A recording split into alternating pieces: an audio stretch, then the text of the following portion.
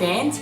Welcome to this week's Beating Shivs video. I know this is a little bit different because I normally don't talk to the camera like 1v1. That's normally Siobhan's thing, but you know, I thought I'd give it a try. Every YouTuber should try at least everything. If you don't already know what this video is about because you haven't read the title yet, or you haven't noticed it on the chalkboard behind me, this is a ranting video about standards-based grading. Now this video is a little bit short if you haven't already noticed, and I intend it to be short because really there's a lot about standards-based grading that I can just go on and on and on and on and on about.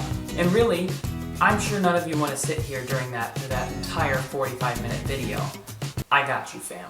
So how this video is going to work is I actually tweeted a question about standards-based grading about a month ago. Finally accumulated enough statistics, information, so that I know that my answer will be as factual as possible. Since I received an overwhelming amount of tweets, I think I received about 35 tweets, I actually am going to pick the top 5.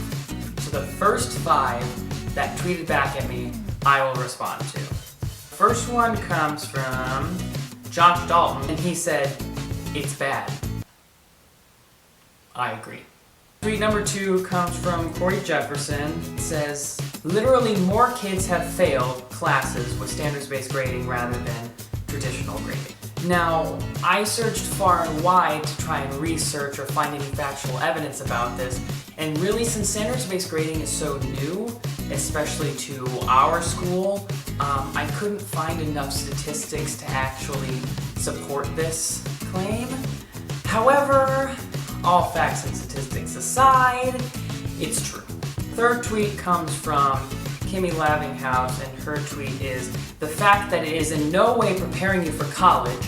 Colleges do not grade in standards-based grading." Now, I totally 100% agree with this. The great thing about the internet is that there's anything and everything that you could ever possibly want. Now, though some things can be quite controversial, but this tweet, in my opinion, is true.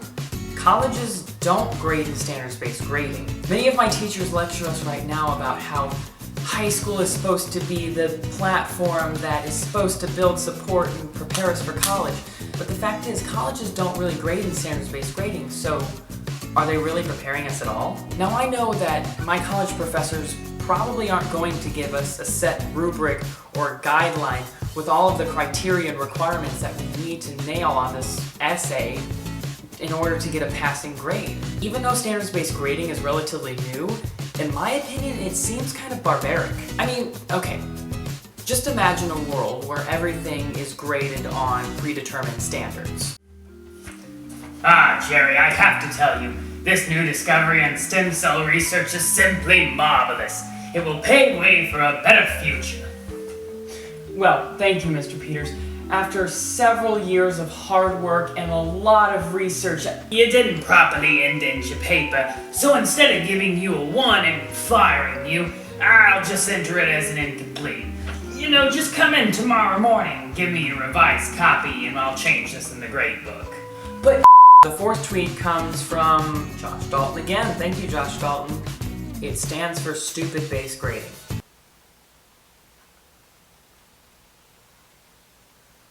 Fifth and final tweet that I received first actually comes from Cassie? I don't know, I'm sorry if I mispronounced your name, it's really tiny font on here.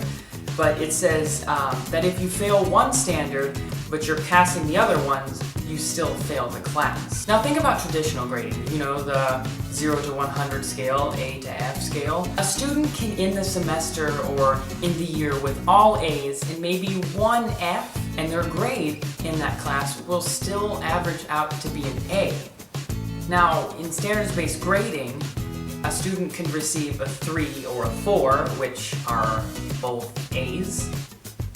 4, all I know is that a student goes above and beyond what they're asked to do, and something about incorporating knowledge that you learned outside of the classroom into your project or notes or whatever. But in standards-based grading, if a student struggles on just one subject and they receive a 1.5 or a lower, they're automatically failing the class. So what happens if I have all 3s and 4s in the class and receive just a single 1 on the final? Well, according to our school's policy, if you receive a 1 on the final, you are technically failing the course. Which means that if I receive a 1 on my physics final this year, which I won't, trust me, I will actually have to come back during the summer and retake that objective on the test that I failed in order to receive a passing grade on my transcript. They're asking me to come back to school after I have already graduated. I have to come back during the summer. Meanwhile, this is all if I fail or receive a 1 or a 1.5. I already have my science credits. I just wanted to take physics this year just to challenge myself and just to have another science class. But if I receive a 1 or a 1.5, I have to come back during the summer and retest? What? Alright friends, I'm actually going to have to end this video here because I have a lot of homework to do. Now, if you have any more questions about standards-based grading or any questions that you want to ask me about standards-based grading, make sure to leave them in the comments section below and I will try to reply to as many of them as I can. Comment, like, subscribe, do all that jazz, and I'll see you guys next week.